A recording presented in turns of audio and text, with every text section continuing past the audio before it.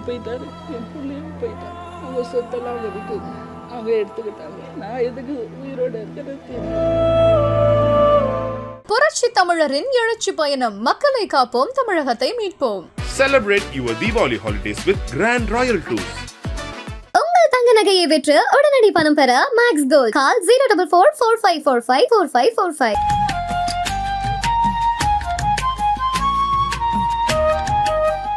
பேக்கெல்லாம் தூக்கி ரோட்டில் போயிட்டாங்க. கூட வந்த அண்ணாமாவா 3 பேர் இருக்காங்க. அரிசி பார்த்துக்கிட்டாங்க. அதெல்லாம் அழக்கூடாது அப்படின்னு சொல்லியிருக்காங்க. இந்த மாதிரி ஒரு ஷெல்டரில் பாதுகாக்கிறதுக்கு கடவுள் என்ன வச்சு பண்ணுறாருன்னா, இந்த மாதிரி இல்லாமல் எவ்வளோ பேர் வெளியில் கஷ்டப்படுறாங்க. கிட்டத்தட்ட ஒரு 500 மூதாட்டிலேருந்து ரெஸ்கியூ பண்ணியிருக்கீங்க. இந்த கோயம்பேடு பஸ் ஸ்டாண்டு அப்படியே நைட் ரவுண்ட்ஸ் போவாங்க, பீச்சு இந்த மாதிரி இடத்துங்கலாம் படுத்துட்டு இருப்பாங்க. அவங்களாம் இவங்கெல்லாம் அங்கே தான் நைட்டில் போயிட்டு தஞ்சமாவாங்க. பார்த்துட்டு நீங்கள் எங்கே என்ன இதுன்னு சொல்லிவிட்டு அவங்கள கொண்டு வந்துட்டு நம்மக்கிட்ட கொடுப்பாங்க. யாரோ ஒரு ரிலேஷன் கண்டிப்பாக இருப்பாங்க இல்லையா, அது ஒருத்தவங்க சொல்லுவாங்க, பாருங்க அவங்க என்ன சொல்கிறாங்க, எனக்கு இருக்கிறாங்க, நான் எதுவும் சொல்ல மாட்டேன், அப்படி ஒருத்தவங்களாம் இருப்பாங்க. இவங்க எல்லாருக்கும் நாங்கள் வந்து மாதம் ஒரு மீட்டிங் வைப்போம். ஏதாவது குறை இருந்தால் சொல்லுங்கள், இங்கே இருக்கிறவங்க சரியாக பார்த்துக்கல, இல்லை சாப்பாடு சரியில்லை, இந்த மாதிரி எதனா சொல்லுங்கன்னா யாருமே சொன்னதில்லை. எதுவும் அவங்களுக்கு தேவையான எல்லா வசதிகளையுமே அவங்க யோசிக்கிறதுக்கு முன்னால் கொடுத்துருக்கு.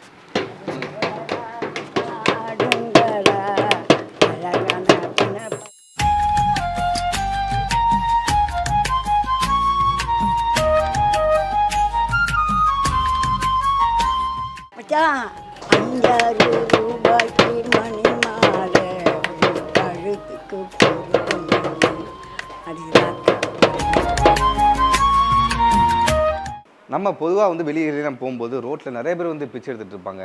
நிறைய பேர் வந்து ஒரு மாதிரி மனநல சரியில்லாத மாதிரி நடந்துகிட்டு இருப்பாங்க.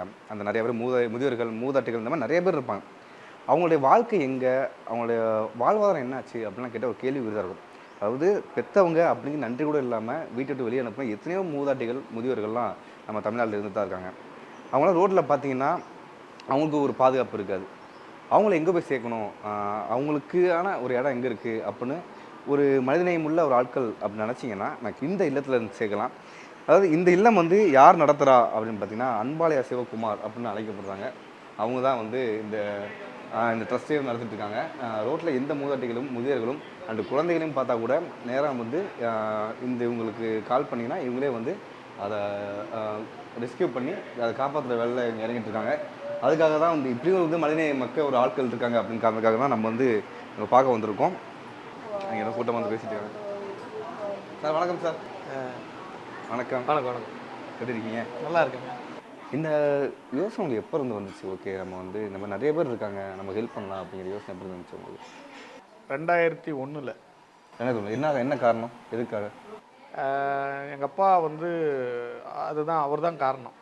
என்னென்னா ஒரு எப்போவுமே இந்த வருஷம் பிறந்ததுன்னா, அதாவது 31ஆம் தேதி நைட் என்ன பண்ணுவாங்க, இருக்கிற எல்லாரையுமே இந்த வயசானவங்க, கஷ்டப்படுறவங்களாம் கொண்டு வந்து வீட்டில் வச்சு சாப்பாடு போட்டு என்னை கூப்பிட்டு கோயிலுக்கு கூட்டின்னு போயிடுவார். ஏதாவது ஒரு கோயிலுக்கு வருஷம் வந்து பிறக்கும்போது நாங்கள் ஏதாவது கோயிலில் இருப்போம், அது இந்த சாப்பாடு கொடுத்து தான் போவோம். இது சின்ன வயசுலேருந்தே அவர் கொண்டு போயின்னு இருந்தார். அதே மாதிரி அவர் இங்கே 96 எனக்கு மேரேஜ் ஆச்சு. அவரும் ரிட்டையர்ட் ஆகிட்டார். அதன் பிறகு பார்த்தோன்னா அவர் வீட்டில் சும்மா இருக்க மாட்டாங்க, ஏதாவது ஒன்று பண்ணிவிட்டு யாருக்காவது வந்து போயிட்டு உதவி செஞ்சுக்கின்னு இந்த பென்ஷனுக்கு இந்த விஷயங்கள் அதெல்லாம் பண்ணிகிட்டே இருந்தாங்க. பெற்றவங்களால் கைவிட்ட குழந்தைங்க இருக்காங்க இல்லைங்களா, அந்த சில்ட்ரனை நம்ம எடுத்து வளர்ப்போம் அப்படின்னாங்க. சரி அப்படின்னு சொல்லிட்டு 3 குழந்தைங்கள ஸ்டார்ட் பண்ணோம். 2001 அன்னை அன்பாலயா ட்ரஸ்ட்டு. அதை ரெஜிஸ்டர் பண்ணுறது என்னன்னு தெரியாது, அதை எப்படி ப்ராசஸிங் அதை எதுவுமே தெரியாது, பிளைண்டாக நாங்கள் பண்ணோம். அப்போது ஒவ்வொருத்தராக நாங்கள் பண்ணுறதை கேள்விப்பட்டு வந்து பார்க்குறது வருவாங்க இல்லைங்களா, அவங்க தான் நீங்கள் எப்படி பண்ணக்கூடாது, நீங்கள் இந்த மாதிரி பண்ணோம், இந்த மாதிரி பண்ணணும்னு சொல்லிட்டு இதெல்லாம் கற்றுக்குன்னு வரதுக்கு எனக்கு 2007 ஆயிடுச்சு. 2006 தான் இதை ரெஜிஸ்டர் பண்ணோம். ரெஜிஸ்டர் பண்ணி அது வரலும் கோவிட் வரலும் இந்த ஹோமில் சில்ட்ரன் ஹோமாக தான் இருந்தது. ரெண்டில் இருந்தோம். அதுக்கப்புறம் இது சொந்தமாக நாங்களே பில்ட் பண்ணோம். சூப்பர். அதான் இப்போ வந்து நிறைய கதைகள் வந்து நம்ம அப்படியே நடந்துகிட்டே வந்து கேட்கலாம். நிறைய மூதாட்டிகளும் நிறைய முதிர்களும் வந்து நீங்கள் வந்து ரெஸ்கியூ பண்ணியிருக்கீங்க. இந்த விஷயம் வந்து ரொம்ப கஷ்டமாக இருந்துச்சு. ஆனால் வந்து எனக்கே ரெஸ்கியூ பண்ணும்போது இந்த ஸ்டோரி வந்து பயங்கரமான ஒரு சேட் ஸ்டோரி. அப்படின்னா என்ன ஸ்டோரி சொல்லுவீங்க? நிறைய இருக்குது, எல்லாமே சேட் ஸ்டோரி தான். நல்லா இருந்தால் ஏன் இங்கே வர போகிறாங்க? ஒவ்வொருத்தரோட பேக்ரவுண்டு நீங்கள் அவங்களால பக்குவமாக பேசணும். ஜெயலலிதா அம்மா இருந்தாங்க இல்லையா, சிஎம், அவங்களோட படித்தவங்களும் எங்கள் ஹோமில் இருந்தாங்க. ஓ ஓகே. அவங்க வந்து இதே மாதிரி தான் ரெஸ்கியூ பண்ண யாருமே இல்லைன்னு சொல்லிட்டு அவங்களால நடக்க முடியாது, படுத்துகிட்டே தான் இருப்பாங்க. ஸோ அவங்கள கடைசி காலம் வரலும் பார்த்ததுல எனக்கு ஒரு சந்தோஷம், அது எனக்கு மனசை பாதிச்ச ஒரு விஷயம். ஆனால் இப்போ ஒரு விஷயம் கேள்விப்பட்டேன், ஒரு பேரன் வந்து அவங்க பாட்டியை கூப்பிட வந்திருக்காராமே, அங்கே போய் பார்ப்போம் நம்ம. வணக்கம், உட்காருங்க. வணக்கம் வணக்கம். நீங்கள் எப்போ வந்தீங்க, உங்கள் கதை என்ன? சொத்தெல்லாம் எங்களுக்கு நிறைய இருக்குது சார். 85 ஏக்கர் நிலம் இருக்குது. அது எங்கள் வீட்டுக்காருக்கு போயிடுவோன்ட்டு அவங்க சொந்த மாமியார் எனக்கு கிடையாது, சித்தி. அவங்க பண்ண கொடுமை எங்கள் வீட்டுக்காருக்கு அது என்ன சொல்லுவாங்க, செய்வினை பண்ணி எங்கள் வீட்டுக்காருக்கு வயிற்றில் மருந்து போட்டு செத்து போயிட்டார். எனக்கும் வயிற்றில் மருந்து இப்போ கூட இருக்குது. அது எடுக்கிறதுக்கு ஒருத்தங்க சொன்னாங்க கிருஷ்ணகிரிக்கு போங்க எடுப்பாங்க. ஏன் நான் கேரளா கூட போனேன், திருச்சூருக்கு போனேன். அங்கே சொன்னாங்க முடியாதுமா, ரொம்ப முத்தி போச்சு, வேர் வந்துச்சு, முடி வந்துச்சு, ஒன்றும் பண்ண முடியாது, இருந்தாலும் நீங்கள் அல்லாவை நம்புங்க சொன்னாங்க. இப்போ நீங்கள் இருக்கிற கண்டிஷனில் எங்கே போக முடியாது, நாங்கள் உங்களை ஒரு ஹோமில் சேர்த்து விடுறோம்னு சொன்னாங்க. 2-3 நாள் இருந்தார், அப்புறமா இறந்துட்டார். அங்கே முஸ்லீம்க இருக்கிற இடத்துல அடக்கம் பண்ணிட்டோம். நான் எப்படி கண்டினியூ பண்ணிட்டு 3 வருஷம் ஆகுது என்னை விட்டு போய். அவங்க சொத்தெல்லாம் அவங்க எடுத்துக்கிட்டாங்க. எங்கள் வீட்டுக்காரர் மண்ணில் போயிட்டார். எனக்கு ஒரு பையனும் இருந்தான், அவனை எம்டெக் படிச்சிருக்கான், இதே சென்னையில் தான் படித்தான். அவனையும் அதே மாதிரி தான் கொண்டுட்டாங்க.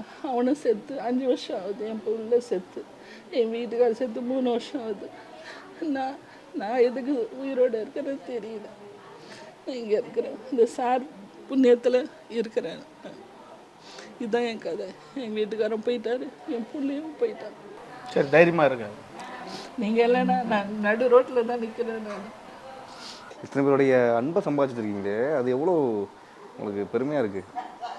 எல்லா புகழும் இறைவனுக்கு, நமக்கெல்லாம் எந்த பெருமையும் கிடையாது. நம்ம ஏதோ கடவுள் நமக்கு இந்த விஷயத்த கொடுத்தது நாம் செஞ்ச புண்ணியம்னு நினைக்கிறேன். சொல்லுங்கள், எப்படி வந்து பாட்டி கண்டுபிடிச்சி வந்தீங்க? பாட்டி வந்து தங்கச்சி கிட்ட ஃபோன் பண்ணி பேசுவாங்க. அப்போ சொன்னாங்க என்கிட்ட பேசணும் அப்படின்னு. நான் நம்பர் வாங்கி வாரத்தில் ஒரு வாட்டி ஃபோன் பண்ணி பேசுவேன் வெளிநாட்டிலேருந்து. அப்போ சொன்னாங்க இங்கே தான் இருக்காங்க, நாங்கள் சார் பார்த்துக்கிறாரு, சாப்பாடு மருந்து யோகாலாம் பண்ணுறாங்க அப்படின்ட்டு. சரி, நான் சொன்னேன் நான் வந்து கூட்டின்னு போயிடுறேம்மா அப்படின்ட்டு. சரின்னு நாங்கள் அதான் அட்ரஸ் தேடி கண்டுபிடிச்சி இப்போ மேப் போட்டு வந்தேன் காரில். எனக்கு தங்கச்சி. அப்படியா? இவங்க தங்கச்சியா? இவங்களுக்கு நான் அண்ணன். நீங்கள் சந்தோஷமா இருக்கீங்களா? நான் சந்தோஷமாக இருக்கேன். அண்ணன் எப்படி பார்த்துட்டு உங்களா? நல்லா பாசமாக இருக்காங்க. நீங்கள் எப்படி வந்தீங்க ஹோம்க்கு? நீங்கள் எப்படி வந்தீங்க இங்கே? என்ன ரோட்டில் அரிசி கூட பேக்கெல்லாம் தூக்கி ரோட்டில் போட்டாங்க. யாரு கூட வந்த அண்ணாமாவா, அவர் கோர்ட்டில் வேலை பார்க்காரு. 3 பேர் இருக்காங்க, அரிசி பார்த்துக்கிட்டாங்க. இவங்க பக்கம்லாம் இருக்கிற எங்கே போயிருக்காங்க, இவங்களும் அம்மாவும் அங்கே தான் என்னை ஆரம்பிச்சு வச்சுருக்காங்க. அதெல்லாம் அழக்கூடாது அப்படின்னு சொல்லியிருக்காங்க. இங்கே தான் எனக்கு கூட பிறந்த அந்த மாதிரி தான் பார்க்காங்க, அப்படியே அழக்கூடாது அப்படின்னு சொல்லி வச்சுருக்காங்க. உங்களுக்கு ஒரு மாதிரி கஷ்டமாக இருக்காதா, என்ன வந்து இப்படிலாம் பண்ணுறாங்க அப்படி மாதிரி? ஏன்னா ஏதாவது ஒரு கதை அப்படி கேள்விப்பட்டிருக்கீங்களா? இங்கே இருக்கக்கூடிய ஒவ்வொருத்தவங்களுக்கும் ஒரு நான் தான் ஆரம்பத்துலேயே சொல்லிட்டேன் இல்லைங்களா, எது உங்களை பாதிச்சுன்னா எதையுமே சொல்ல முடியாது. எல்லாமே ஒன்றுக்கு ஒன்று கேட்குறதுக்கு ரொம்ப கொடுமையாக தான் இருக்கும். இந்த மாதிரி ஒரு ஷெல்டரில் பாதுகாக்கிறதுக்கு கடவுள் என்ன வச்சு பண்ணுறாருன்னா, இந்த மாதிரி இல்லாமல் எவ்வளோ பேர் வெளியில் கஷ்டப்பட்டுருக்காங்க. இவ்வளோ தான் நமக்கு தோணுது, வேறு எதுவும் தோணுறீங்க. கிட்டத்தட்ட ஒரு 500 மூதாட்டிலேருந்து ரெஸ்கியூ பண்ணியிருக்கீங்க. அதுக்கு மேலே இருக்கும். அதுக்கு மேலே எவ்வளோ அது சரியாக கணக்கு வச்சுக்கல, அது நம்ம இதில் பார்த்தா தான் தெரியும். ரெஸ்கியூ பண்ணுறது பார்த்திங்கன்னா ஒரு டீமாக போவாங்க. எதுக்குன்னு சொல்லிட்டு சென்னை கார்ப்பரேஷனு, அதுக்கப்புறம் அந்த வாலண்டியர்ஸ்லாம் நிறைய பேர் வருவாங்க. இவங்க இந்த கோயம்பேடு பஸ் ஸ்டாண்டு அப்படியே நைட் ரவுண்ட்ஸ் போவாங்க, பீச்சு இந்த மாதிரி இடத்துங்கலாம் படுத்துட்டு இருப்பாங்க அவங்களாம். ஏன்னா இவங்கெல்லாம் அங்கே தான் நைட்டில் போயிட்டு தஞ்சமாவாங்க. ஸோ அந்த இடத்துல போயிட்டு பார்த்துட்டு நீங்கள் எங்கே என்ன இதுன்னு சொல்லிவிட்டு அவங்கள கொண்டு வந்துட்டு நம்மக்கிட்ட கொடுப்பாங்க. போலீஸில் ஜென்ரல் மெமோ போட்டு நம்ம ஹோமில் சேர்ப்பாங்க. நாங்கள் அவங்களுக்கு தேவையான எல்லா வசதியும் பார்த்து அவங்கள என்ன பண்ணுறோம், திரும்பவும் நம்ம கேட்ட நான் ஏற்கனவே சொல்லிட்டு இருந்தேன் இல்லைங்களா, அவங்களாண்ட கேட்டு வீடு எங்கே, அட்ரஸ் எங்கே, அந்த மாதிரி கேட்டு கண்டுபிடிச்சதான் அந்த அம்மாவுடைய ஃபோன் நம்பர். கொஞ்சம் கொஞ்சமாக அவங்களுக்கு யாரோ ஒரு ரிலேஷன் கண்டிப்பாக இருப்பாங்க இல்லையா, அது ஒருத்தவங்க சொல்லுவாங்க, பாருங்க அவங்க என்ன சொல்கிறாங்க எனக்கு இருக்கிறாங்க, நான் எதுவும் சொல்ல மாட்டேன், அப்படி ஒருத்தவங்களும் இருப்பாங்க. இவங்க வந்து கேட்டு சொல்லி இப்போ அப்படி பேசும்போது அந்த அந்த அந்த அம்மாவுடைய பேத்தி அப்பா அது பேத்திக்கு வந்து இவங்களை கொண்டு போய் வச்சுக்க முடியாத சுச்சுவேஷன். அவங்க மேரேஜ் ஆகிருக்காங்க, இவங்கள போய் பார்த்துக்காங்க.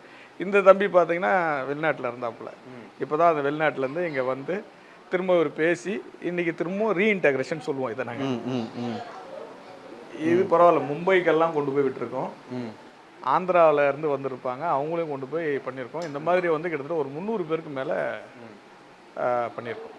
இப்போது வயசாக அவங்களுக்கு ஒரு குழந்தை மனப்பான்மை தான் இருக்கும். இப்போ அவங்க திட்டுவாங்க, முறைப்பாங்க, கத்துவாங்க. இந்த மாதிரி இருக்கும்போது எப்படி ஹேண்டில் பண்ணுவீங்க? அது அவங்க குழந்தை தானே. நம்ம கிட்ட இருக்கிற ஸ்டாஃபும் நாங்கள் அப்படி தான் சொல்லி கொடுப்போம்.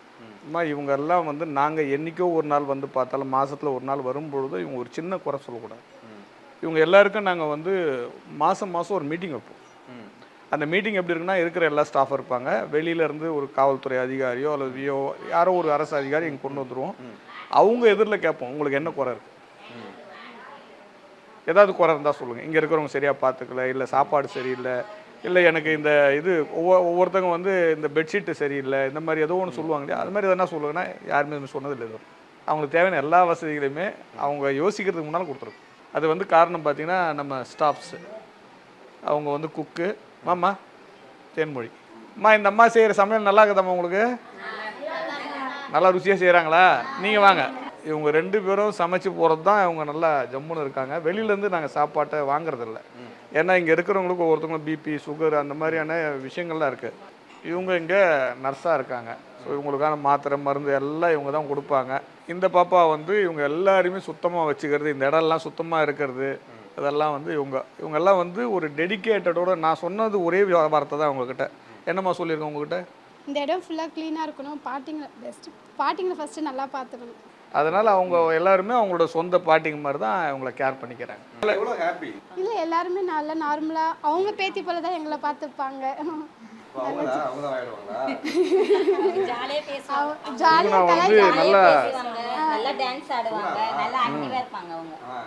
புளியாந்தோப்பு ரவுடி அவங்க.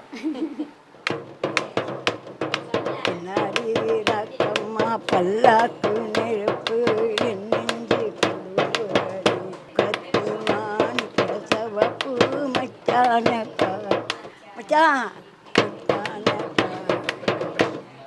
5 ரூபாய்க்கு மணி மாலை கழுத்துக்கு எங்களுக்கு எதுவும் குறவில்லப்பா. இப்போ டீ குடிச்சிங்களான்னு கேட்டேன். டீ குடிச்சாச்சு, பயிர் கொடுத்தாங்க, எல்லாம் டைட் ஆகிட்டு.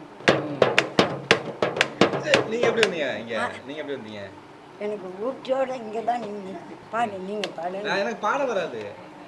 பாடுறேன் எப்பா, ஆசா சின்ன பிள்ளைக்காரங்க பாடணும். பாட வராது. ஏதோ தெரிஞ்சதை பாடுறீங்க, விட மாட்டாங்க. சரி ஓகே போடுங்க. அடிக்கிறீங்க. அது நடந்து விட்டால் சூப்பர். அவ்வளோதான், ஃபுல்லாக கச்சேரியா பண்ணிட்டு இருக்கோம் நம்ம இங்கே உட்காந்து.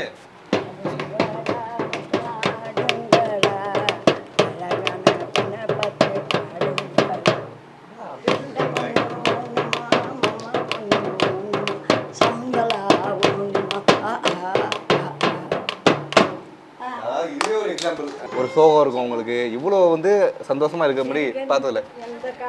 தெரியுது நீங்கள் எனக்கு பேச விட மாட்டீங்கன்னு தெரியுது. நான் வந்து ஒரு ரவுண்டு போயிட்டு வந்துடுறேன். இப்போ இது வேற, இது ஓகே ரெஸ்கியூ பண்ணுறீங்க, இது தவிர்த்து நிறைய ஹெல்ப்லாம் பண்ணுறீங்களாமே கேள்விப்பட்டேனே.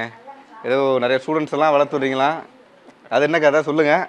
இந்த நீட் எக்ஸாமில் பாஸ் பண்ணிவிட்டு ஓமந்தூரார் ஹாஸ்பிட்டலில் அந்த மருத்துவமனை அந்த காலேஜில் சீட்டு கிடச்சிது ஒரு பையனுக்கு. அவங்க அம்மா வந்து ஒரு ஜவுளி கடையில் வேலை செய்கிறாங்க, இவரும் பார்ட் டைமில் போயிட்டு வேலை செஞ்சு, ஆனால் நல்ல மார்க் எடுத்து அவருக்கு அங்கே கவர்மெண்ட் காலேஜ்லேயே சீட்டு கிடச்சிது. ஆனால் அவருக்கு வசதி கிடையாது. அப்போது ஆனந்தன் ஒரு அண்ணன், அவர் வந்து என்னை காண்டாக்ட் பண்ணி இந்த மாதிரி ஒரு பையன் இருக்காருங்க, முதல்ல கூப்பிட்டு வந்தார். பார்த்தேன், எனக்கு எல்லாம் கிடச்சிருச்சுங்க, இந்த மாதிரி இவ்வளோ தொகை ஆகுதுன்னு. அதெல்லாம் கவலையப்படாதீங்க, நீங்கள் டாக்டராகி வெளியில் வர வரலும் நான் உங்களுக்கு அந்த ஃபீஸ் மொத்தத்தையும் கட்டிக்கிறேன். இது மட்டும் இல்லாமல் மற்ற பசங்கள்லாம் நல்லா ட்ரெஸ் பண்ணியிருப்பாங்க, அதுக்கும் வேணாலும் என்கிட்ட தயங்காம கேள் தம்பி, நான் எல்லாம் பண்ணுறேன் அப்படின்னு சொல்லி இப்போ ஒரு 3வது வருஷம் படிச்சுட்டு இருக்காரு. இப்போ தான் ஒரு முந்தானத்தை தான் 3வது வருஷம் ஃபீஸ் கட்டணும். Super super. அண்ட் வந்து இங்கே எத்தனை மூதாட்டிகள் வந்து ரெஸ்கியூ பண்ணி திரும்ப அவங்க வீட்டுக்கே அனுப்பியிருக்கீங்க? மூதாட்டிகளோ முதியோர்களோ? அதாங்க 300 பேருக்கு 300 பேர் வீட்டுக்கே திருப்பி அனுப்பி? ஆமாம், திருப்பி அனுப்பிச்சிருக்கோம். வயது முதிர்வால் ஞாபகம் இருக்காது. ஸோ அவங்கள வந்து நம்ம கொஞ்சம் கொஞ்சமாக உட்காந்து பேசும்போது எந்த இடத்துல என்ன ஏதுன்னு கேட்கும்போது நாங்கள் ஒரு நாள் ஃபுல்லாலாம் சுற்றிருக்கோம். வண்டியை வச்சுக்கிட்டு அவங்க சொல்லுவாங்க இந்த இடம்ட்டு அங்கெல்லாம் போய் விசாரித்து கொண்டு அப்புறமா அவங்கள பார்த்து உண்மையாகவே அங்கே வந்து அவங்க தேடுறவங்க அவங்க மிஸ் ஆகி வந்திருந்தாங்கன்னா அவங்ககிட்ட ஒப்படைச்சிட்டு வந்துடும். அங்கே யாருமே அவங்களுக்கு ரிலேஷன் இல்லை, அவங்க இதுவாக சொல்கிறாங்க இருக்கான்னு சொல்கிறாங்கன்னா அவங்கள திரும்ப நம்ம ஹோம்லேயே வச்சு பராமரிச்சோம். இப்போ நம்ம இன்னும் தைரியமாக ஒன்று சொல்லலாமா? இப்போ ரோட்டில் வந்து ஏதாவது ஒரு மூதாட்டிகளோ இல்லை வந்து ஆதரவற்ற குழந்தைகளோ இந்த மனநல பாதிக்கப்பட்டவங்களோ அவங்களாம் இப்போ ரோட்டில் பார்த்துட்டேன், அவங்க மீட் எடுக்கணும்னு ஆசை, ஆனால் என்னால் முடியல, நான் என்ன பண்ணணும்? கூகுளில் அன்னை அன்பாலி அட்ரஸ்ன்னு சர்ச் பண்ணுங்கள், எங்களோட கான்டாக்ட் நம்பர் கிடைக்கும். நீங்கள் எங்களுக்கு தொடர்பு கொண்டீங்கன்னா குழந்தைங்களை எங்கே சேர்க்கலாம், வயசானவங்களை எங்கே சேர்க்கலாம், இந்த மாதிரியான விஷயங்களை நாங்கள் கைட் பண்ணுவோம். நம்ம ஹோம்லேயே சேர்த்துக்கலாம். அதுக்கு என்ன வழிமுறை? ஏன்னா இப்போது பார்த்த உடனே இப்போ ரோட்டில் ஒரு பாட்டியை பார்க்குறீங்க, அவங்களுக்கு யாரும் இல்லைன்னொடனே நேராக கொண்டு சேர்த்துட முடியாது. அதுக்கு சில ப்ரொசீஜர் இருக்குது. பக்கத்தில் இருக்கிற போலீஸ் ஸ்டேஷன் போயிட்டு அப்போ நாங்கள் உங்களுக்கு தெரியாது இல்லையா, அப்போ எங்களை கான்டாக்ட் பண்ணிங்கன்னு நாங்கள் சொல்லிக் கொடுப்போம். பக்கத்தில் நியர்பை எந்த போலீஸ் ஸ்டேஷன் இருக்குன்னு போங்க, அங்கே போயிட்டு ஜென்ரல் மெமோ ஒன்று போட்டுங்க, அன்னை அன்பாலயா ட்ரஸ்ட் அப்படின்றது ஜென்ரல் மெமோ போட்டுங்க. போட்டுட்டு வந்து நேராக கூட்டு விட்டிங்கனாக்கா இங்கே நாங்கள் பார்த்துவோம். அதோட தேங்க்யூ ரொம்ப நேரத்துக்கு மிக்க நன்றி. நன்றி. புரட்சி தமிழரின் எழுச்சி பயணம். மக்களை காப்போம், தமிழகத்தை மீட்போம். Celebrate your Diwali holidays with Grand Royal Tours. உங்கள் தங்க நகையை விற்று உடனடி பணம் பெற மேக்ஸ் கோல்ட். கால் 04445454545.